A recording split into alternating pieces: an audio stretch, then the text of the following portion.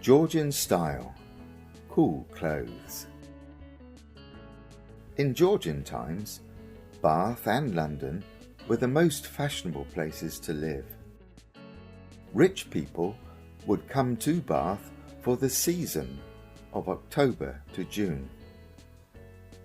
This is Beau Brummell, the king of cool, the leader of fashionable Bath.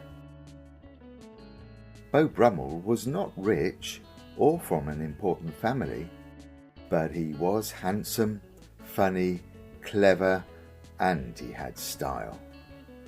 Until that time, rich men showed off by wearing expensive clothes of brightly coloured embroidered silk. They also wore makeup and did not wash. Beau Brummell began each day with a bath. Then he put on a clean white shirt and cravat. Over that, he wore tightly fitting tailored clothes that were plain and usually dark colours. Instead of shaving his head and wearing a powdered wig, Beau Brummell showed off his own hair with a stylish haircut. Even the king wanted to wash, dress and look like Beau Brummell. And whatever the king did, anyone who wanted to keep up with the latest fashion followed. The rich and famous came to Bath. They would rent a house at a fashionable address. The very best houses were here in the Royal Crescent. In the evenings, they could come to fashionable balls at ballrooms like this one in the assembly rooms. There they could be seen dancing in the company of celebrities, including Beau Brummell and the king. During the day, they might take the waters. Swimming in the warm water of the fashionable baths was supposed to be good for you.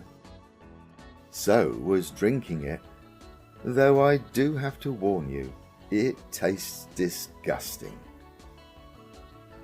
Today, when a man puts on a shirt, suit and tie for a formal occasion, he is still following the lead of Beau Brummell, the king of cool. What would ladies wear?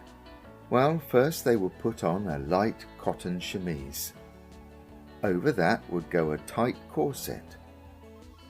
Dresses were long and heavy, and the skirts were made to look bigger by wearing 2 or 3 petticoats underneath. The look was completed with heavy makeup, big wig, and a hat. Then, suddenly, ladies' fashion also became sensible for a few years. Women tried to look like Greek goddesses. Petticoats, corsets, heavy dresses and wigs were all out. The new dresses were made of a very light cotton, with a high waist. A lady might wear her hair cut quite short, with a fashionable curl. It was comfortable, light and liberating, until the tight corsets and petticoats came right back into style again.